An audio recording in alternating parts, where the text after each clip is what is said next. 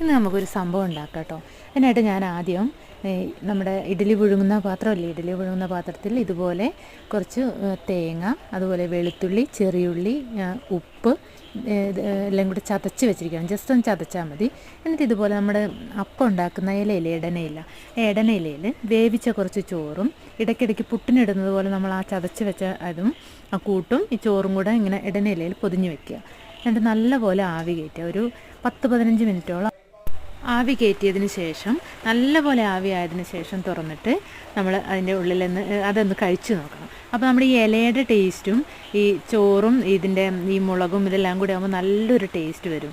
അപ്പോൾ ഈ കുട്ടികളൊക്കെ ഭക്ഷണം കഴിക്കാതെ വരുമ്പോഴൊക്കെ നമുക്കിത് കൊടുക്കാം. എരിവ് കൂട്ടിയും കുറച്ചൊക്കെ ഉപയോഗിച്ചാൽ മതി. അപ്പം നല്ല ടേസ്റ്റുള്ളൊരു സംഭവമാണ്, നമുക്ക് കഴിക്കാനും നല്ലതാണ്.